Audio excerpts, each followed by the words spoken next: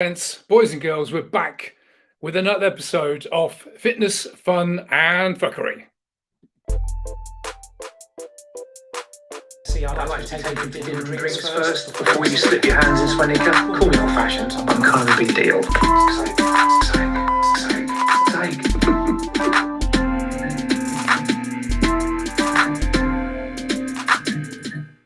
Boom. Welcome back, ladies and gents. If you're joining on LinkedIn or Facebook or YouTube or one of my Facebook groups, welcome to today's Fitness, Fun and Fuckery. And today I'm going to talk about toxins in the mind, protecting your mind from toxins and having the optimal diet for your brain. And that means in terms of physical, nutrition, sleep, water, things like that, but also the mental side, avoiding things that potentially harming us when it comes to our brain and our mindset. So I'm just going to say a few things before anyone joins on. Look, if you're joining, let me know where you're from. Drop a comment in the chat. Tell me where you're from. If you've got any questions, put them in the chat. I'm going to present some information, but I'm going to pause what I'm talking about to answer the questions. So if you've got any questions, fire them away and let me know what's going on. Okay, cool. We've got a couple of people joining. Who have we got coming in? Remember, if you're into the chat, drop your name into the box. Let me know where you're coming in from, and we'll see who we can get on. And it's the 5th of May, Cinco de Mayo.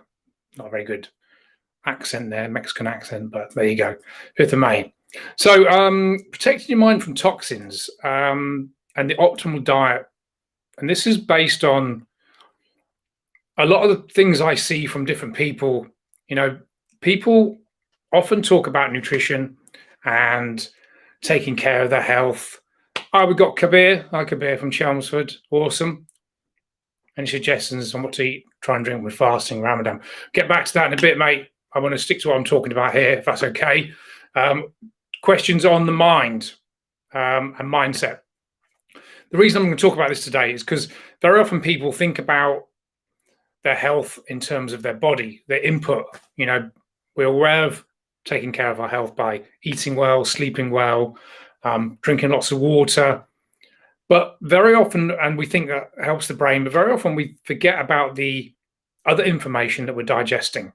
And that could be from the mental side, from negative influences or the newspapers or watching the news or social media.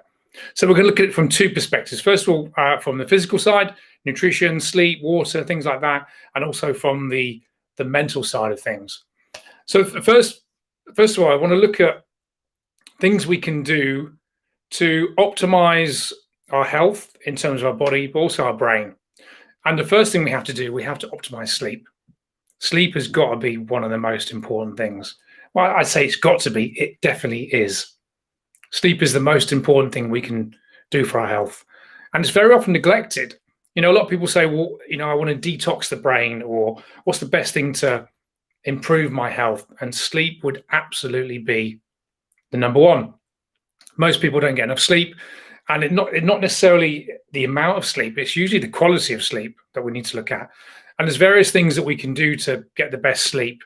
But there's the thing I want to talk to you about or mention is the glymphatic system. You may have heard of the lymphatic system and lymphatic drainage. Well, the glymphatic system is a series of networks that it's almost like a cleaning system of the central nervous system. When we go to sleep every night, the glymphatic system gets to work, comes in and washes the brain, gets rid of the toxins. So in terms of keeping your energy and mindset and having a clear focus, a lot of people complain of having, foggy brain, things like that. Sleep is one of the best things you can do. And, especially in this day and age, when it comes to watching TV, social media, staying up late, blue light, anything from a screen or a phone, these many things are interfering with our sleep, interfering with the melatonin production. Melatonin is little hormones produced in the pineal gland as soon as it starts to get dark. So there's one of the first things to do. Get off your screen.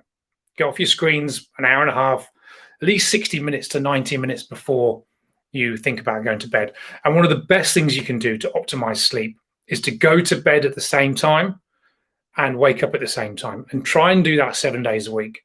Now, I appreciate, weekends, we tend to stay up a bit later, maybe sleep in a bit later.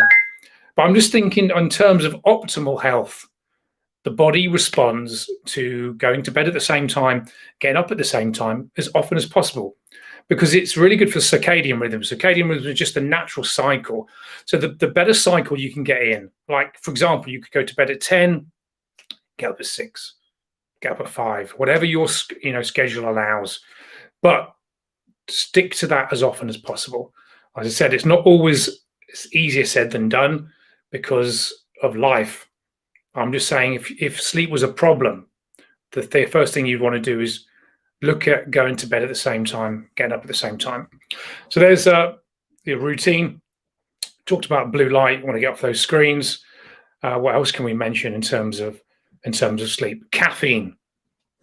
Now, weirdly enough, not weird, I'm actually going to mention caffeine as or good quality coffee is one of the good things that could be neuroprotective for the brain. But in terms of optimizing sleep, we want to reduce caffeine. Caffeine's got what we call a half-life of about 5 or 6 hours, maybe 6 or 7 hours.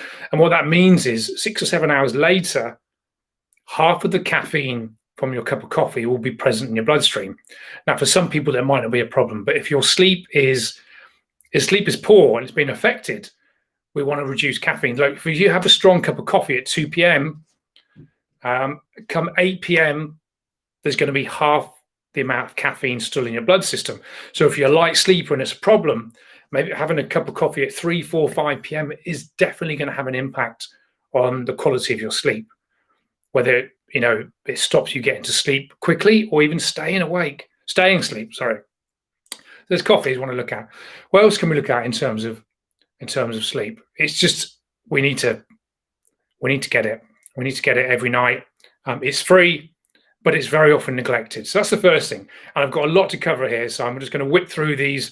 We could probably do a whole hour just on sleep, but sleep's one of the main things. Okay, water. Simple as that. Now, as soon as I mention water, it always makes me thirsty, so I'm actually going to have a drink. And I've actually got some electrolytes in there, just for hydration. I found if I put some sea salt in there or some electrolytes with this sodium in there, it just stopped me going to the toilet as much. I have 2 liters a day, plus a couple of coffees, and that just stops me going to the loo as often as I normally would. So water. Now, there's a lot of theories about how much water you should have. 2 to 3 liters. It really, I don't, with clients, I won't work out an exact formula. If someone's getting 2 liters of water a day, depending on their size, of course, if they were 6'10" and 25 stone, maybe they'd want to have more. But the average person, you're getting 2 liters of water a day, you're going to be on track. If you're in a hot climate and you're sweating a lot, you're exercising a lot, obviously your consumption would have to go up. Okay, I'm going to actually come to your question, Kabir, as no one else is coming in with other questions. So just to sidetrack, Kabir from Chelmsford said, any suggestions on what to try and eat and drink when fasting, Ramadan? What are the hours at the moment? Because I know it changes every year, doesn't it? Or every time. So what are the actual hours? I know it's sunset, sunrise, but the hours change. It really depends what you're trying to do, Kabir. I guess you could probably get 2 meals in your feeding window, but let me know the actual time. I'm not sure of the actual feeding window that you've got. But the answer is you would eat the same foods that you would eat when you're not doing Ramadan. Correct me if I'm wrong, you've just got a shortened window. So maybe you've got between 8 or 9 p.m. to 5 a.m. But correct me if I'm wrong there.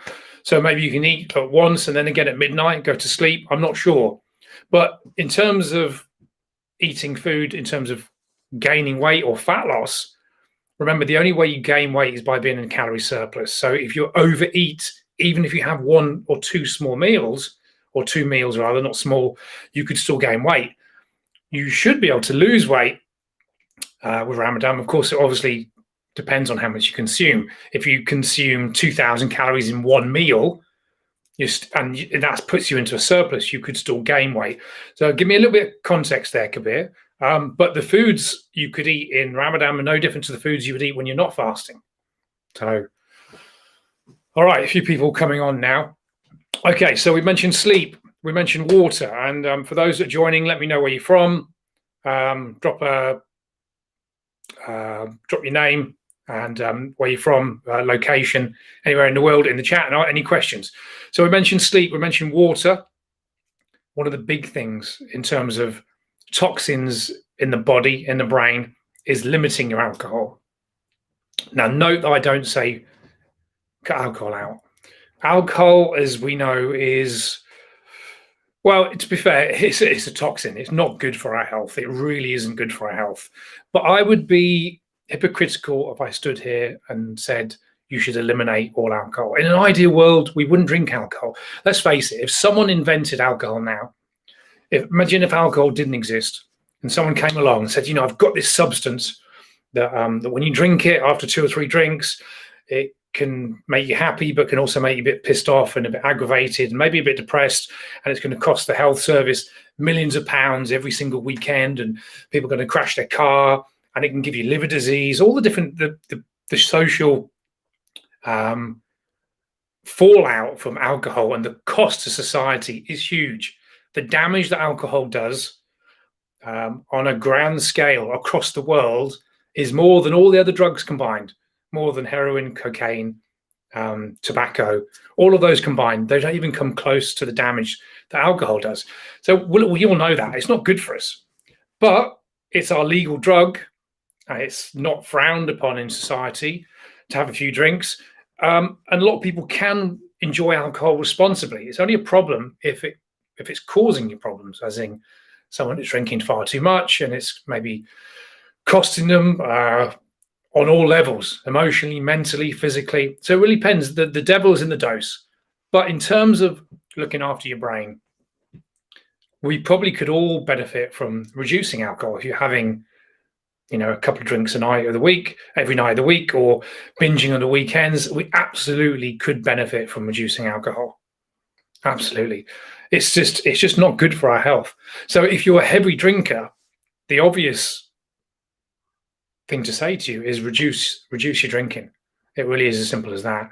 Now, what's a healthy level? Well, again, the devil's in the dose, but I think in terms of health, if you're having, you know, 2 to 5 drinks a weekend, is probably not going to cause any long-term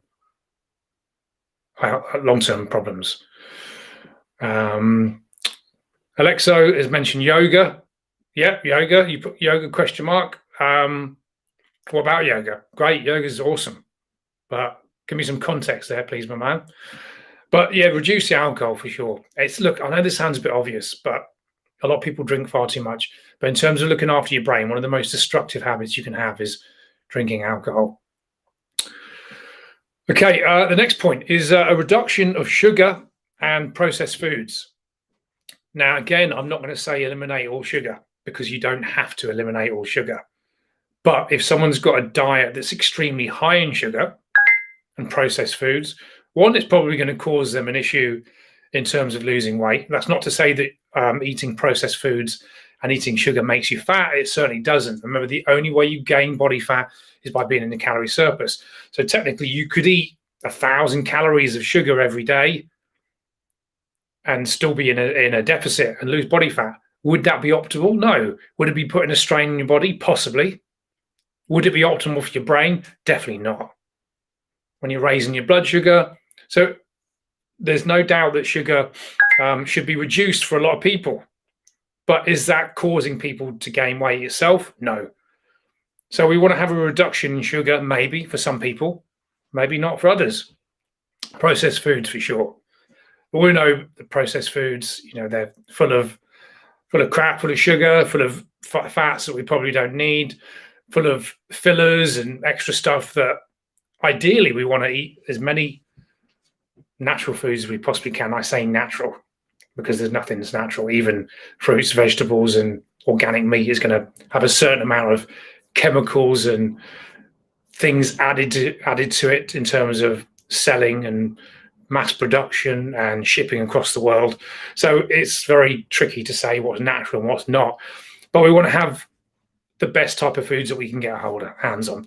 Processed foods, if it's in a packet or in a tin, or you have to tear a lid to get into it, that's probably, we want to not eliminate it. There's a time and place for everything, but reduce these things. Okay. Exercise.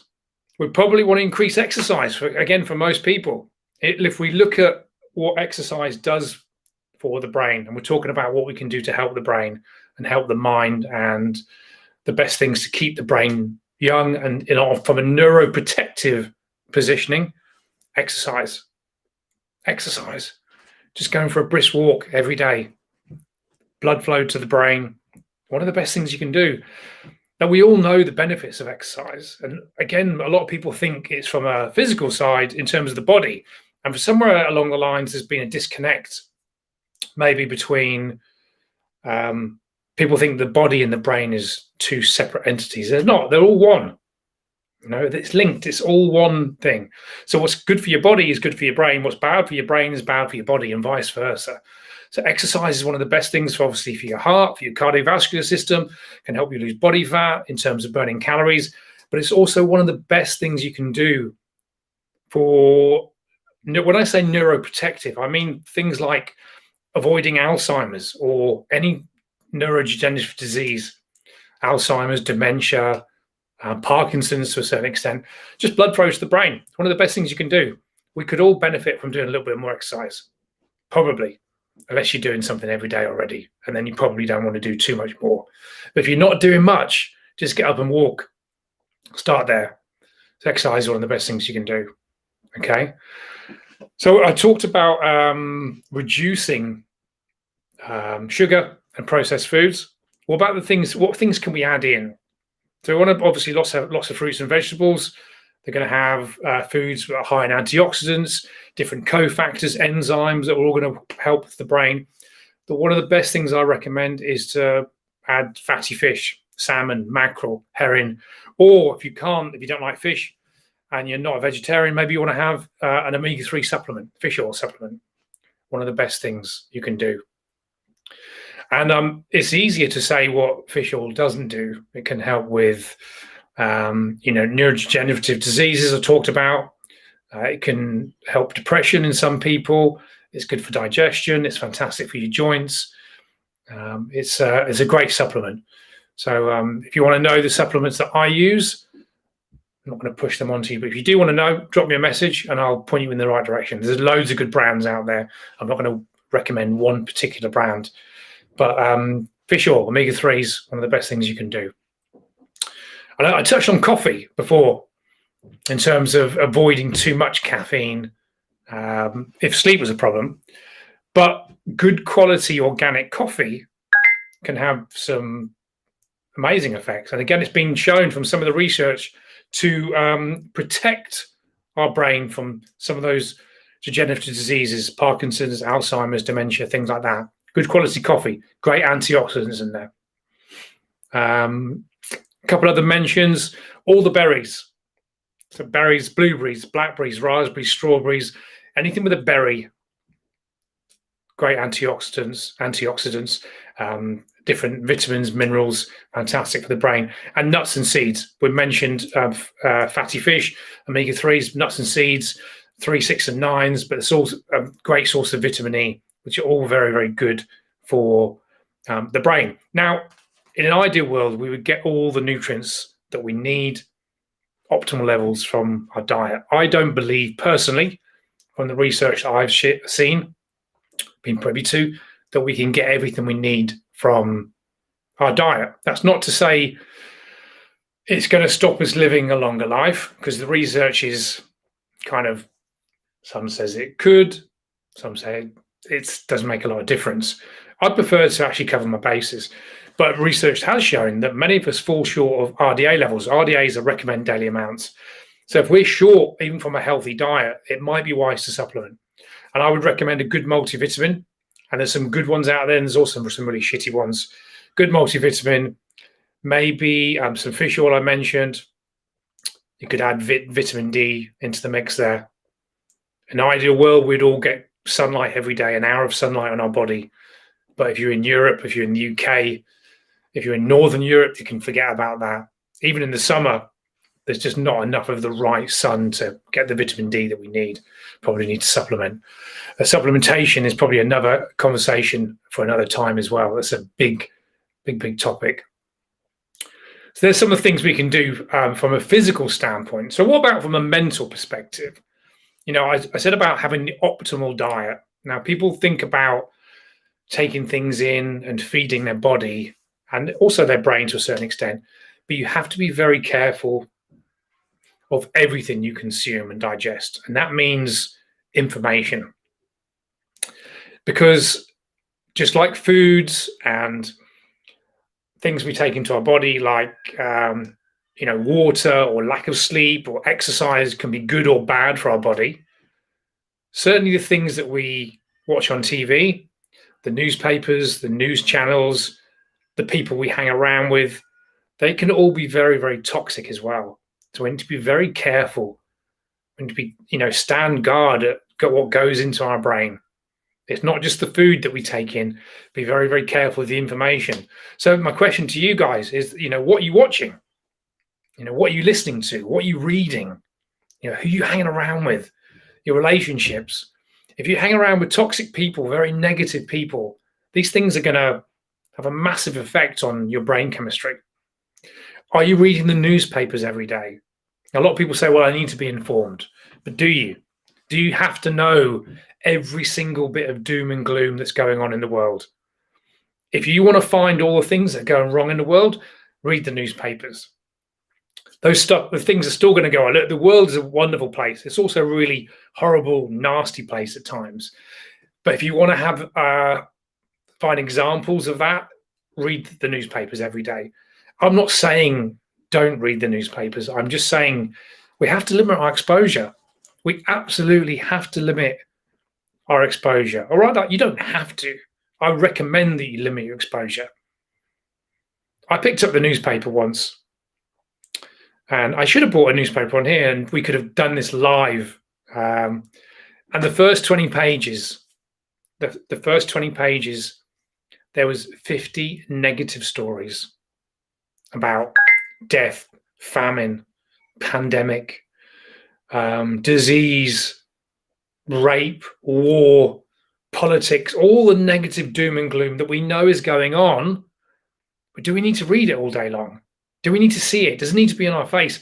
Because what happens when you read that, you might not think it's having an effect on you, but we know that that information is seeping into your subconscious, which means it could have an effect on how you deal with people or your view of the world. Social media is a big thing of this as well. Just be very, very careful of your influences. Or was it Jim Rohn that said you're the sum of the 5 people you spend the most time with? Now, it could be 4, it could be 6.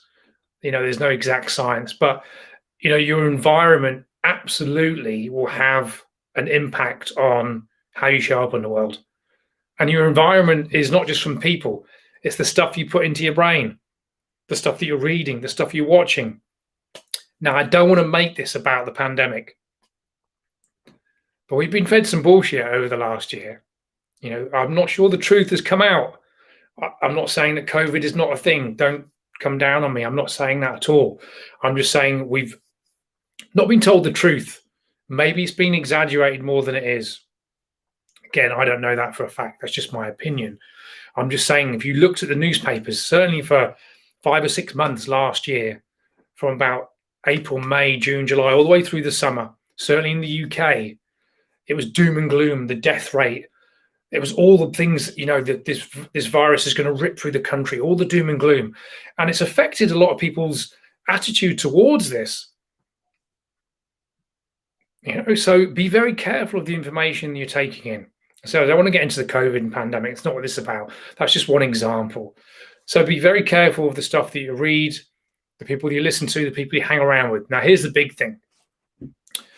You have to limit your exposure, and very often the people closest to you can be the ones that have the most negative influence. That could be friends and family.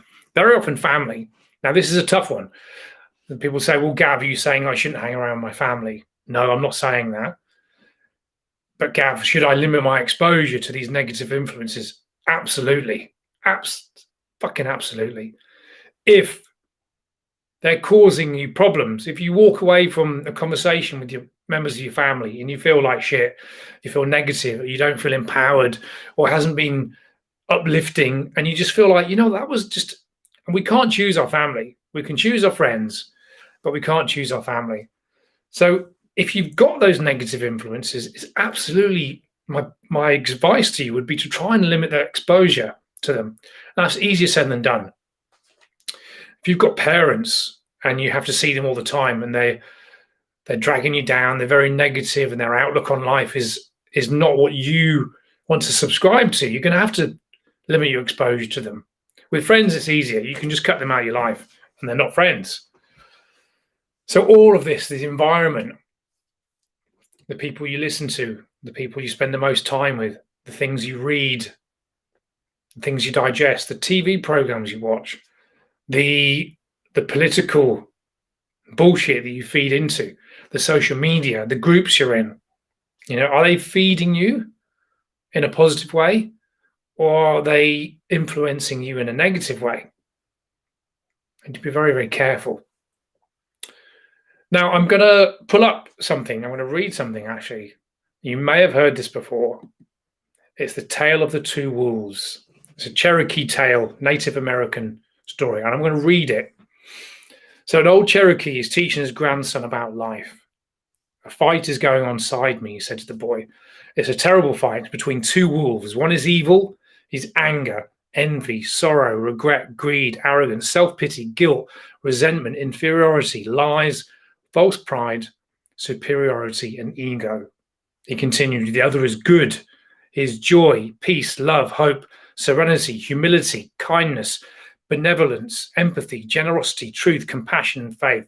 The same fight is going inside you and inside every other person too. The grandson thought about this for a minute and then said to his grandfather, which wolf wins? Which wolf will win, sorry. The old Cherokee replied, the one you feed. I just think that's a great example of exactly what's going on in our lives all the time. You've got those two wolves. Now, do you buy into the positive stuff that's going on in the world, the positive attributes of people, positive mindset, a great outlook on life, or do you buy into the negativity that's still there, but do you buy into that? The one that will win is the one you feed. So that was an old, whether it's true or not, maybe an old Cherokee, Native American tale. So there we've got, protecting the toxins, protecting your mind from toxins from a physical point of view, things you can put into your body or to avoid or to reduce. And then we looked at it from a mental perspective as well. I think that is everything that I was going to cover. Yeah, I think that's it. Actually, I missed one thing. I don't know why I missed this. Be aware of the chemicals in your environment. I think since the 50s, there's literally 100,000 chemicals that have been man-made. And again, I should pull up the actual figures of that. Things like cleaning products, shampoo, makeup, shower gel, deodorant, all the products that we put onto our skin, moisturizers, aftershave, perfume, all these things, they're toxic. Although they're safe from a government perspective, there's a certain amount of toxins in there from a small amount. And when we use them every single day, they can build up. That toxic load that we're under can play its part. Now, it's said that 9 out of 10 people will die from a degenerative disease. Okay. Now, many of those diseases didn't exist 100 years ago. So the more and more we know about fitness and nutrition, we're actually getting sicker. And it's from our environment, from things like smoking, not necessarily first-hand smoke. Obviously, we know, I didn't mention smoke because it's so obvious, but maybe I should have. But I'm talking about smoke from car fumes, from factories, the poisoning that we're getting, albeit on small amounts, they all add up. Tim, hello, Tim. Hi, mate. Oh, you like the story about the Cherokee? He says, what's your take on free radicals? Well, in what respect? In what respect, Tim? Give me a bit of free radicals. There's some debate on whether we should. Free radicals are what damages us, but we actually create free radicals when we exercise. So it's actually, there's one school of thought that says that, you know, if we exercise and we tear down the muscle, let me just put your question up. Oh, someone said, hey, whoops. What's your take on free radicals?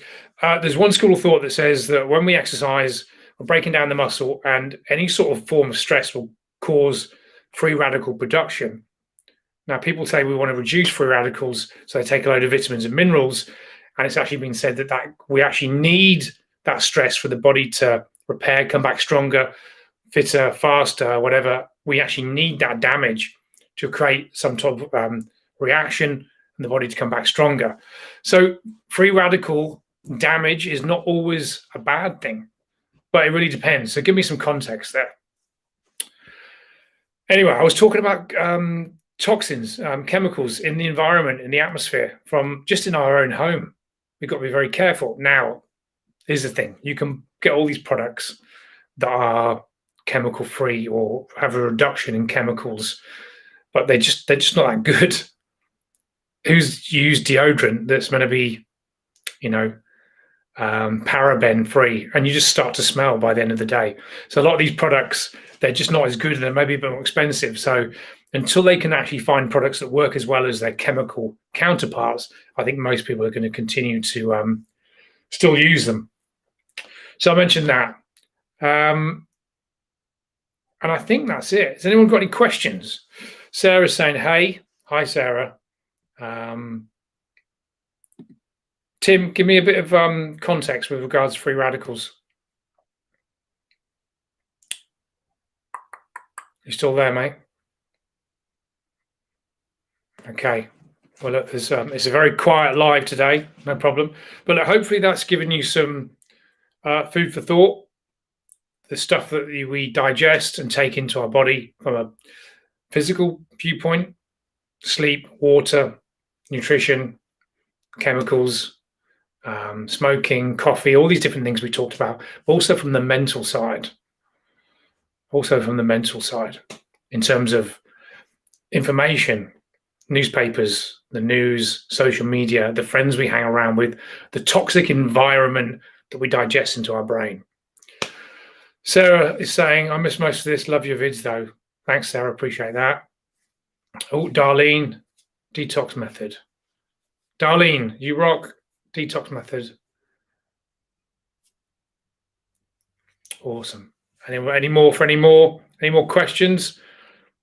Detox method for heavy chemicals. Okay, cool. A detox method for heavy chemicals.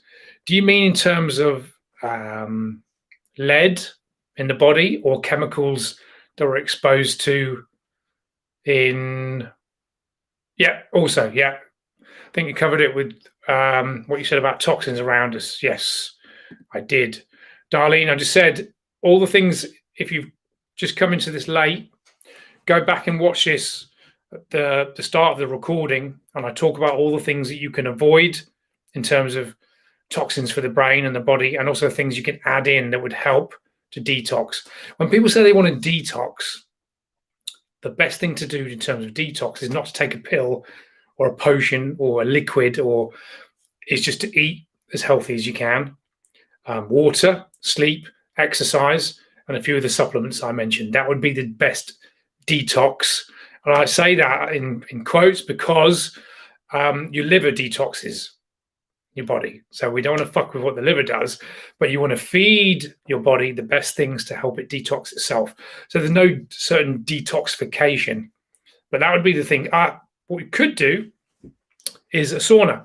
Sauna is excellent in terms of detoxification of heavy metals. I forgot that. And I've actually got an infrared sauna sitting right there. It's an infrared sauna blanket, which I go in a couple of times a week, turn up as high as I can, sweat like crazy, and infrared sauna has been shown to detox heavy metals, which could be an issue if you're consuming lots of fish like tuna or swordfish, which has got high amounts of mercury, maybe all fish as well. So, but I like to sweat it out 2 or 3 times a week in my sauna blanket. All right, any more questions? If not, I will knock it on the head today, guys. Hopefully that has helped you. I'll give it 1 minute more. Laura, let's have a look. Laura has said, love your no shit approach. I guess that means no bullshit approach. Fab as usual. I appreciate that, Laura. Awesome. Thank you.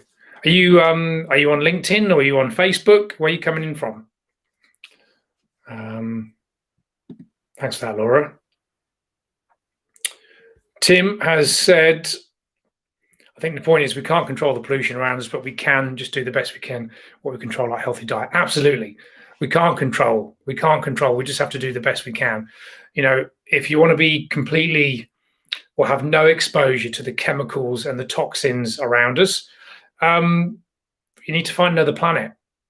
The reality is we just need to do the very best we can in terms of sleep, nutrition, exercise, limiting ourselves to the chemicals, reducing alcohol, definitely not smoking. It's a fucking stupid idea. Prescription drugs, I didn't mention. We've got to be very careful. There's so much. It's a massive topic, and I've tried to cover a lot. But one of the big things is the mental side of things.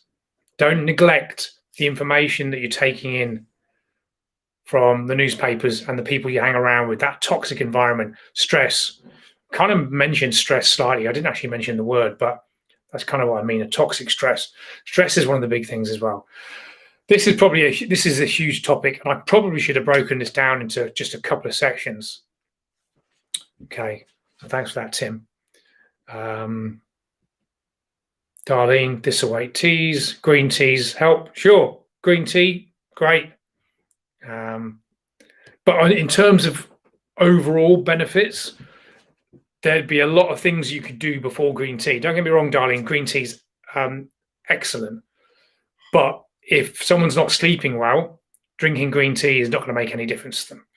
If someone's having more than 10 alcoholic drinks a week, or even having 1 cigarette a week, drinking green tea is not going to help. But absolutely, if you've got all your ducks in line, adding green tea into the mix, excellent. I personally don't like green tea, but I do appreciate its benefits. I just don't like the taste. It actually makes me feel a bit queasy on an empty stomach. But absolutely, it's one of the best things you could drink. You know, it's fantastic. But there's so many different things you could add in.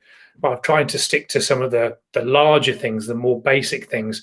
Let's face it, if you're not eating well and you're not sleeping well, everything else I've mentioned is irrelevant. Everything else, as I've mentioned, is completely irrelevant.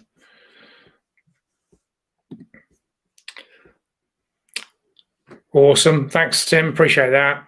Laura's coming in from LinkedIn. Awesome. Whereabouts are you, Laura? Are you in the UK or America, Canada, somewhere in the world? Let me know. Be cool if you've got any questions. Darlene says she shares my stuff with everyone she knows. Need a bigger platform, love. Well, LinkedIn at the moment is my biggest platform, but I'd be more than happy to get on a larger one. This is actually going out to my Facebook page, Facebook group, YouTube Live, which is not a big platform for me, but I'm slowly building that. But I appreciate that. I appreciate you sharing my stuff. I really do. Every little counts. Laura, hello, Laura from the UK. Awesome. Got any questions? If not, I'm going to wrap it in 60 seconds, much as I want to stay on here. I've actually finished talking about what I wanted to talk about. And what I would say, guys, if you come on late to this, and I do appreciate you coming on, and you want to learn, go back and watch this when it gets put up onto LinkedIn or Facebook, wherever you're watching from, and go back and take a few notes and see what you can gain from that. Okay, I'm going to give it 10 seconds.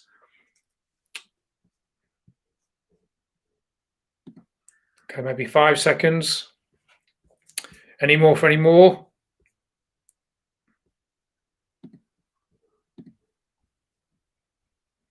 Okay, guys, thanks a lot. Aha, Darlene, just in the nick of time, just about to finish. And Darlene has said, switch to vegetarian diet. Just recently trained something fierce, yoga, hate smoking, vitamins, love. Send you love from Canada, the French bit. Ah, where are you? In Montreal, Darlene? Not that I've been to Quebec, but I've been to Toronto. Till next time, Darlene, thanks very much. All right, guys, I'm going to be out of here. Thanks for tuning in. I really do appreciate it. Remember, every Wednesday, 5 p.m. UK time, which is midday, East Coast of America, 9 a.m. on the West Coast, and other times in other places. And you can work out the time zones. I shall see you next time. See, I like to be taken for dinner and drinks first before you slip your hands in swimming. Call me old-fashioned. I'm kind of a big deal. So